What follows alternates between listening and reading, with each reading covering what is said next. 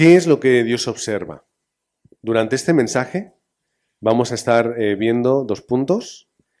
Vamos a estar viendo sobre todo 2 segmentos donde vamos a estar entendiendo qué es lo que Dios observa en nuestra vida. Para ello voy a pedir a Ortiz que pueda simplemente con el ordenador de la iglesia estar moviendo mientras que yo avanzo.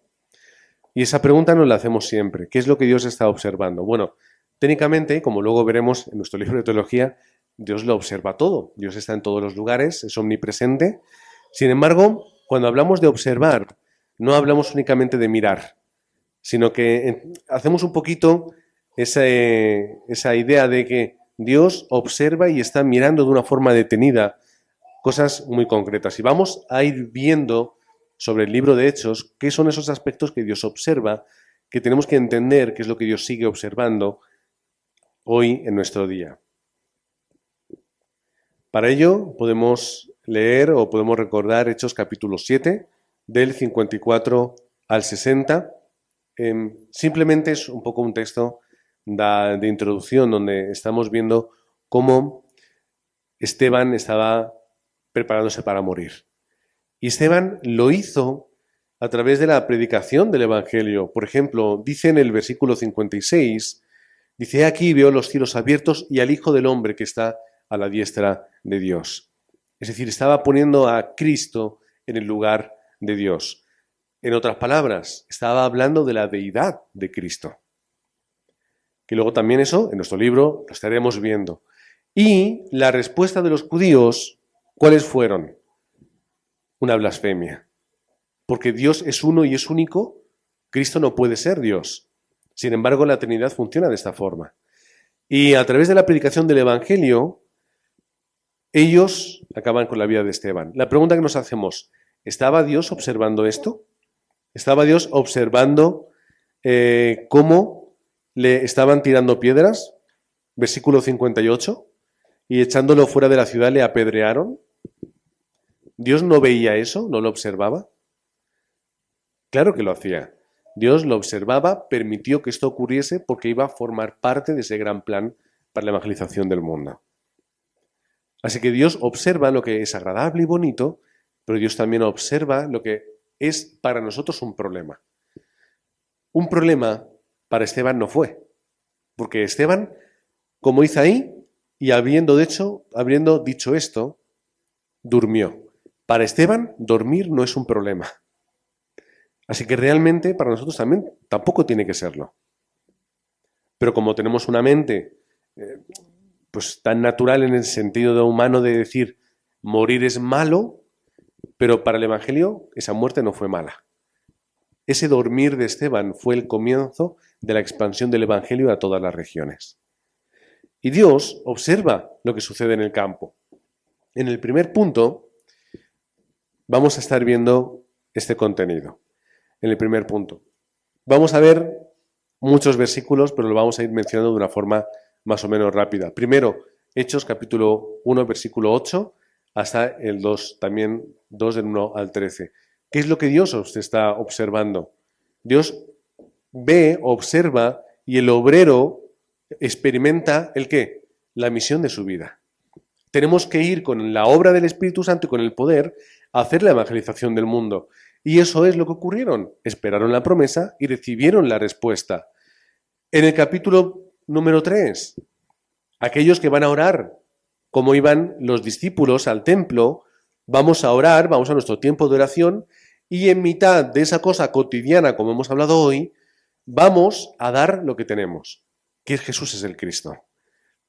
No es que no pudieran darle una moneda, algo tendrían, pero realmente el valor que tenían que compartir era que Jesús es el Cristo. Por lo tanto, se lo dan todo, lo que él podía necesitar. En el capítulo 4, versículos del 29 al 31, Pedro está ante el Sanedrín y él confiesa abiertamente Jesús es el Cristo. Por lo tanto, es el obrero valiente y el que ora con el corazón correcto. Dios observa esto. ¿Quiénes son los valientes y los que tienen su corazón en el lugar que tiene que estar? Vamos al capítulo 7. Esteban, como hemos visto al principio, es aquel que predica la verdad y el que da la vida. El que predica la verdad de Cristo hasta el punto de entregar su vida por ello. Eso es lo que Dios observa. Y es el obrero que está en la mano de Dios. Esteban, por su muerte, no se cayó de la mano de Dios. Nunca se cayó. Pasó de muerte, de vida física a una muerte física y en ese momento a una vida espiritual eterna. Siempre en la mano de Dios. Más textos en este punto. Hechos capítulo 8, versículo del 4 al 8. Es la respuesta de Felipe en Samaria. Él hizo lo que nadie más podía hacer. Ningún otro judío jamás hubiese entrado en Samaria. Era impensable. Ya Jesús rompió un poco este muro, pero lo hizo aquí Felipe. Ni los grandes religiosos de la época, ni los políticos, nadie iba a unir nunca a Judea con Samaria. Era imposible. Como sabéis,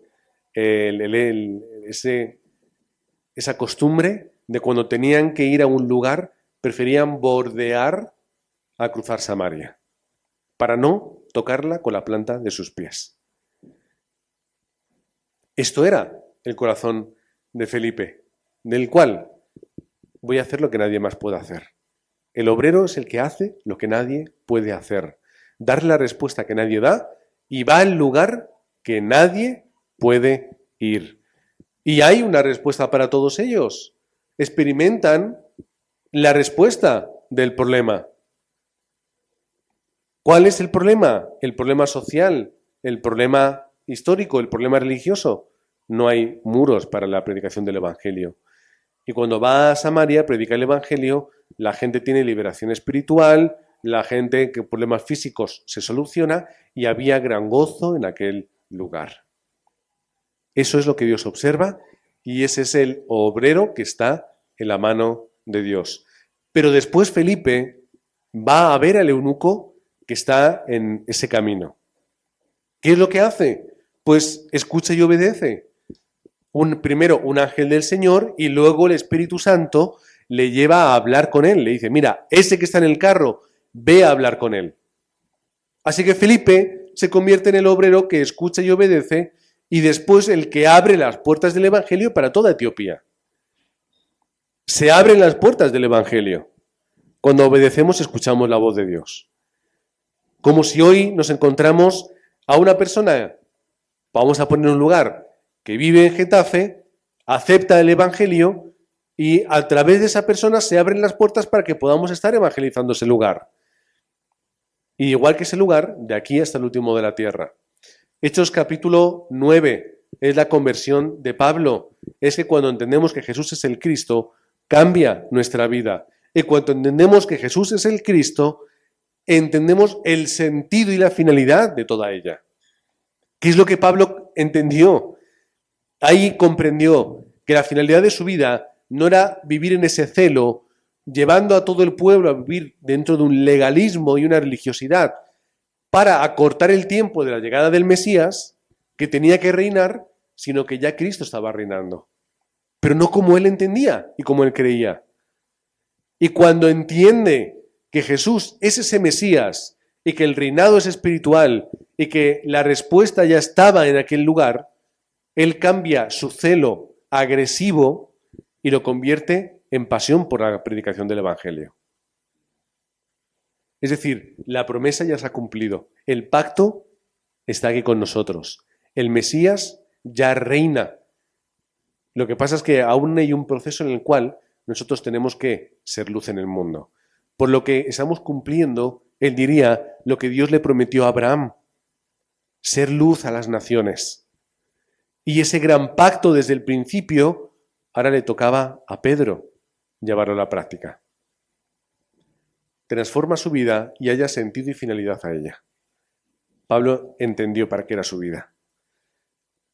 Número 8, capítulo 10 de Hechos. Pedro y Cornelio. ¿Qué ocurrió con Pedro y Cornelio? Otra vez, cuando Pedro va a orar a la azotea, y recordamos que no era una hora normal de las establecidas para la oración, era un tiempo que él tenía, que él lo decidió. Así, pues voy a orar en ese rato libre mientras que me preparan la comida. Se encontró con esa visión, o esas visiones, donde Dios le llevaba a predicar a casa de Cornelio. Y en casa de Cornelio rompe sus límites, por lo que es imprescindible. Rompe sus límites. Lo que él pensaba, lo que él creía, lo que a él le apetecía. Y lo rompe todo entendiendo el llamado de Dios. Cuando él está en oración.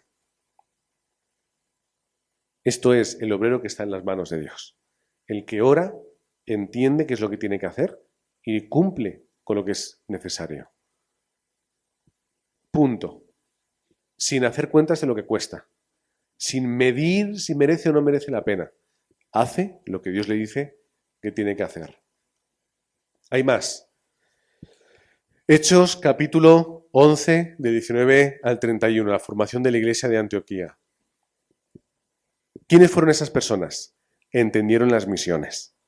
Entendieron la misión de Dios. Entendieron que el evangelio tenía que ser para todos, judíos y griegos o gentiles, y iban predicando por todos los sitios, hasta que juntos se establecieron en la ciudad de Antioquía, y ahí formaron una iglesia con la determinación de hacer las misiones mundiales, de llevar la palabra a todos los lugares. Así que mientras que ellos hacían su obra regional, tomaron a Bernabé y a Pablo y dijeron, vosotros tenéis que ir hacia los lugares donde no hay evangelio. Porque aquí en Antioquía tenemos iglesia. Pero ¿qué ocurre con Filipos? ¿Qué ocurre con Tesalónica? ¿Qué ocurre con Corinto? ¿Qué ocurre con todos los demás lugares? Pues ahora, Pablo y Bernabé, nosotros os enviamos para hacer lo que ya entendemos que tenemos que hacer. La evangelización del mundo. Como hemos dicho antes, cumplir con el pacto de Dios desde el Antiguo Testamento. Dar cumplimiento a lo que Israel no pudo hacer en su historia. Porque sí, Israel tenía el mismo trabajo. Ser luz a las naciones. Ser el medio por el cual Dios iba a bendecir a todo el mundo. Pero no pudieron hacerlo. Dios jamás pudo utilizar a Israel para hacer esto. Porque ni siquiera Israel podía ser fiel. Así que el trabajo de Dios en el Antiguo Testamento, ¿cuál fue? La fidelidad de Israel. Por favor, no hace falta que hagáis la evangelización, ya llegará el tiempo. Pero por lo menos manteneros fieles, por lo menos. Y con la llegada de Cristo, todo esto se convierte en una realidad. Ya toca hacer la evangelización. Eso es lo que entendió la iglesia de Antioquía. Hechos capítulo 13, versículo 48. Pablo, Bernabé y los gentiles en Chipre. Él ve el cumplimiento de la promesa. Pablo, que ya llevaba tiempo predicando, ya era una persona representativa, cuando ellos salen, llegan a Chipre y comparten el mensaje del Evangelio. Luego veremos un poquito más de eso en el otro punto. Pero empiezan a entender y empiezan a ver cómo la promesa de Dios se cumple, como que de verdad ellos están haciendo lo que Israel tenía que hacer, que ellos estaban siendo luz a las naciones, estaban testificando del pacto de Dios, y Dios los estaba bendiciendo y estaba viendo respuesta. Así que, claro, cumplimiento de la promesa y empiezan a recoger los frutos de la predicación de los gentiles, aquello que era impensable anteriormente, aquello que era imposible. Hechos capítulo 14 del 20 al 22. Pablo en Listra, ese pequeño acontecimiento que ya hemos mencionado. No tememos perder nuestra vida y recibimos poder espiritual. Así que doy mi vida, cueste lo que cueste, Dios me da poder para poder hacerlo. Hechos capítulo 16, versículos de 12 al 15. Lidia, ¿no? Pero cuando habla de Lidia, el protagonista es Pablo. ¿Qué hace Pablo? Es ese obrero que está en las manos de Dios que encuentra discípulos en el campo. El lugar donde los judíos iban a hacer la oración. Voy a ese lugar fuera de la ciudad, a las afueras. Y ahí me encuentro con esas personas con las que yo les predico el Evangelio y a ellos los discípulos? Es aquel que levanta personas, familias y hogares para el Evangelio. Personas, discípulos, hogares, familias para la evangelización del mundo. Entendiendo que detrás de Lidia hay un hogar, hay una familia y hay un campo mucho más allá. Pero de las personas hablaremos después. Más puntos en este primer mensaje. Hechos 16, 16 al 18. La mujer endemoniada. Nadie podía dar la respuesta. Esclavizada por ello. Pero, ¿qué hace? Usando el poder espiritual, sanamos, ayudamos a la persona en el nombre del Espíritu Santo. Así que Pablo lo hace. En el nombre de Cristo, esa mujer recibe una respuesta espiritual que la libera. Una remanente para la evangelización del mundo. Hechos 17 del 1 al 9. En Tesalónica, Jasón. ¿Dónde están estos que están alborotando? ¿Dónde están estos que predican que Jesús es el Cristo? Jasón, que era quien los tenía como huéspedes, él paga los platos rotos. Él paga los platos de todos. Es encarcelado, tiene que liberar, pagar fianza, todo eso. Él paga esos platos rotos. Pero que dentro de la oscuridad el Evangelio se extiende. Vemos como el campo salta, ¿verdad? Como cuando echamos algo a la sartén del aceite que tiene agua. ¿Qué hace el agua? ¡Pap! Te salta, te salpica. Que salen siempre muchos vídeos de gente tirando cosas, tapándose con las tapas, escondiéndose, tirando, porque se salpica y duele. El campo, cuando el Evangelio entra, responde espiritualmente. Hay oscuridad, pero que a través de los discípulos hay respuesta. Y Jasón defendió a los evangelistas. Los defendió. Dio su vida por ellos. Aquí estoy yo. ¿Hay que pagar fianza? Pago fianza. ¿Voy a la cárcel? Yo voy a la cárcel. Y mientras, vosotros, a seguir predicando la palabra del Evangelio. Podéis leer todos estos capítulos. Hechos 18, del 1 al 4. Pablo con Aquila y Priscila. ¿Entendiendo el qué? Primero, levantamos discípulos. Después, unidad con ellos. Unidad con ellos. ¿Para qué? Para hacer la evangelización del mundo. Y luego Priscila y Aquila le acompañan a Corinto, se quedan ayudando en la iglesia y así, luego en Roma, luego en Éfeso, paso a paso. ¿Qué es lo importante? Quiero levantar discípulos para hacer trabajo grupal con ellos y que luego ellos puedan hacer su labor, donde ya Pablo no les tenía a sus discípulos, aquí, Aquila y Priscila, y venid aquí y acompañadme y quedaros aquí y luego os voy a ver. Cuando Pablo escribe la carta a los romanos, ¿qué dice? Ya Aquila y Priscila ya están haciendo su ministerio. Ahí están. Yo les mando saludos. Porque ellos ya están haciendo su labor en el campo. Pero discípulos levantados desde el principio, que Pablo les enseñó, les ayudó y les formó. Hechos 19, del 8 al 21, Pablo en Éfeso, a pesar de las dificultades, de todo lo que se levantó en Éfeso, cómo las multitudes venían y querían apresarlos, cómo estuvieron a punto de morir, no abandonan el campo. No abandonan el campo. Se quedan ahí.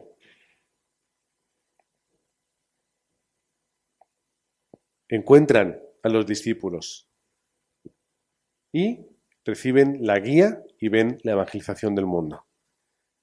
Pablo decía, me es necesario ir a Roma, como si fuera una idea suya, pero vemos que era el plan y la determinación de Dios, que Dios puso en su corazón y que Pablo primero entendía como algo propio.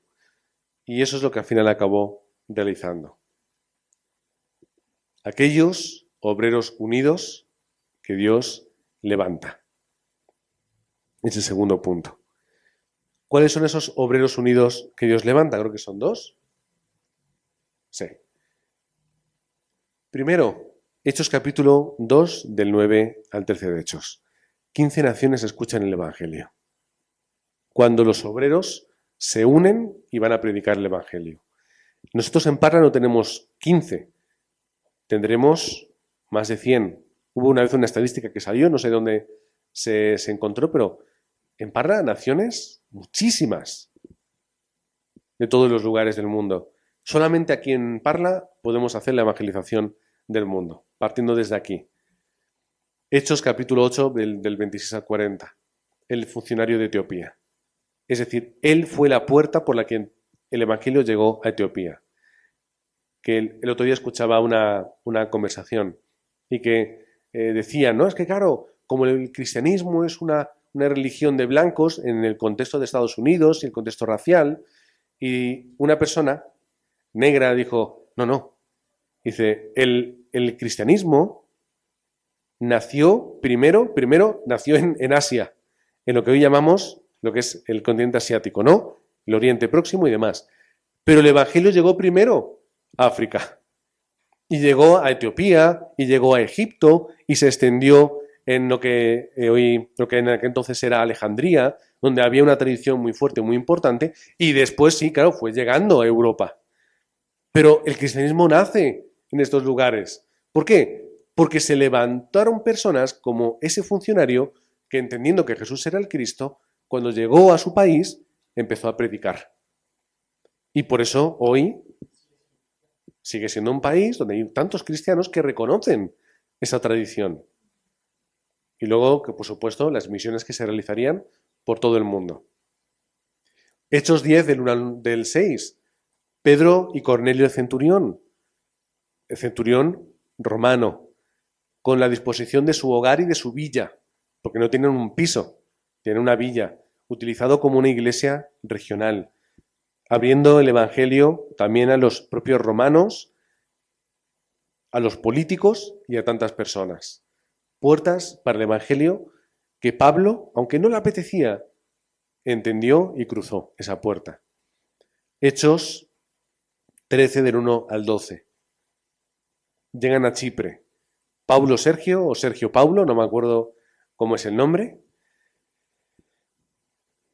el gobernador de todo el lugar, de toda la región de Chipre, escuchando y entendiendo que Jesús era el Cristo. Las puertas del Evangelio se abren. Hechos 16. Lidia, una empresaria, comerciante, ¿vale? Que ya trabajaría por la región, seguramente también dice que era de Tiatira, una región muy famosa por los tintes y demás. ¿Y qué hacía? A través de su comercio y de su trabajo y de su empresa, ella la utilizaba para la evangelización del mundo. Pero antes de eso, ¿qué es lo que utilizó? Su familia y su hogar. Una casa de misión para la evangelización del mundo. Hechos 16, versículo 31. El carcelero y su familia. Ahí tenemos un funcionario de la cárcel, con toda la responsabilidad, que entendió que Jesús era el Cristo. Él y su familia, haciendo la labor en la cárcel con los otros funcionarios y demás. Hechos 17, de 1 a 9. Si leemos esos versículos, Jasón, que era pariente de Pablo, a no ser que algún estudioso, porque habla del griego, a lo mejor esa palabra podría llegar a significar pariente, hospedador y defensor de los evangelistas y los misioneros. Aquel que da la vida por ellos. Lee el capítulo 17, que está muy interesante. Y luego el capítulo 18, Aquila y Priscila, los colaboradores. Es decir, aquellos que se levantan con el mensaje del Evangelio y entienden que su negocio, hacer tiendas, sirve para la evangelización del mundo. Y no les importa ir de un lado a otro, y luego a Corinto, y luego a no sé dónde, y luego estar en Roma, y luego después ir con Timoteo a Éfeso, donde haga falta, vamos. Porque lo importante que es la evangelización del mundo. Y me vuelvo a acordar de la charla que nos dio un anciano de la Iglesia de Manuel en Seúl, que era un ejecutivo de grandes empresas de tecnología, que iba de empresa a empresa levantando el sistema de evangelismo, levantando discípulos, y cuando ya estaba todo montado se iba a otra empresa. Y claro, le ofrecían mucho dinero para quedarse. Mucho dinero. Paso. Si Samsung, LG, ese tipo de compañías. O sea, gente todavía muy importante. Y decía, yo me voy. Y me ofrecen esto y me ofrecen lo otro, pero me da igual, yo me voy. Y se iba a otro lugar, ¿para qué? Para hacer lo mismo en otra empresa. Y así iba de empresa en empresa, pasaba el tiempo, levantaba el sistema y ahí, con los discípulos, con las regiones, o pastores que estaban trabajando ahí, con otros ancianos, otros expertos en la misma materia que los podía unir, y iba levantando el sistema de un lugar a otro. ¿Qué es importante? Lo importante no es donde yo esté, sino lo que yo estoy haciendo. Y que yo pueda estar en un lugar dando mi vida para establecer el sistema del evangelismo. Así que entendiendo desde dónde hemos partido, es la estrategia de evangelismo regional. En cada región está esto. En cada región, todo esto que hemos visto está. Ahí están las puertas del Evangelio, ahí están los discípulos, ahí está todo preparado. Lo único que hace falta es tomar la determinación que estos tomaron, de ir y pisarlo. Así que en Torrejón de la Calzada, en Casarbuelos, en Parla, en Madrid, que nosotros podamos ser los que experimentan y ven las evidencias de que la obra ya está preparada. Porque si además os dais cuenta, todo Dios lo fue haciendo. Solamente tenías que ir al lugar que Dios te decía, como Felipe. ¿Dónde voy? Pues voy aquí al camino. ¿Que me encuentro con ese? ¿Qué tengo que hacer? ¿Hablarle? Pues le hablo. Y ya Dios toca a las personas y levanta el campo. Pablo no sabía que se iba a encontrar con Lidia. ¿Qué iba a saber Pablo sobre Lidia? Pero era una persona preparada por Dios para escuchar, entender y luego vivir el Evangelio. Así que la pregunta es que nosotros queremos estar ahí o no queremos estar ahí. ¿Queremos formar parte de aquellos que Dios observa o queremos ser aquellos que Dios ve? Tomándonos un poco la licencia para decir estas frases. Yo quiero ser una persona que Dios está observando, porque soy un obrero y un discípulo, y soy un evangelista. Y aquel que Dios va colocando como si fuera aquel que está montando una maqueta, poniendo las figuras, los acontecimientos, las circunstancias, para que todo eso funcione, para que el Evangelio se pueda llegar hasta el último de la tierra. O podrá ser aquel que está en su casa, viviendo su vida, buscando la comodidad y finalmente pues partiendo la presencia de Dios. Esas son las determinaciones. Pero hay una estrategia de evangelismo regional que Dios puede cumplir si nosotros queremos. Es como decimos, el mensaje de las cartas del Evangelio sábados por la mañana serán para los que quieran estar. Para los que se levantan y a las 10 le dan al enlace y se conectan, o a la 1:30, o vienen aquí a la iglesia. Dios no va a obligar a alguien, no le va a tomar de la pechera y le va a traer aquí. En todo caso le podrá tocar esos remordimientos y le podrá animar o impulsar, pero Dios no obliga a nadie. Dios nos ha dado libertad, ¿vale? Para que nosotros seamos o no seamos obreros y evangelistas. Luego la otra determinación la tomemos nosotros. Así que recordemos en este mensaje número 1 qué es lo que Dios observa, qué es dónde pone Dios su corazón. Y si queremos estar ahí, en el foco, o queremos estar fuera del foco. Padre, te oramos y te damos toda gloria y toda honra. Padre, reconocemos que tú eres ese Dios soberano y todopoderoso.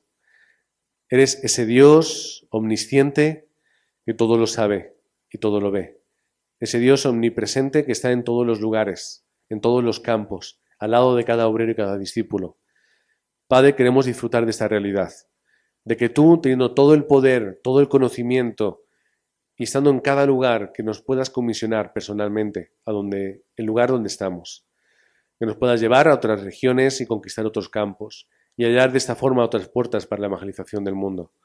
Oramos en el nombre del Señor Jesucristo para que tú nos ayudes a tomar las determinaciones correctas, a ser valientes, Padre, dentro del Evangelio, a ser consecuentes y a vivir esa vida, quizá no tan cómoda, pero sí de respuesta, sí de bendición y sí plena. Oramos en el nombre del Señor Jesucristo. Amén.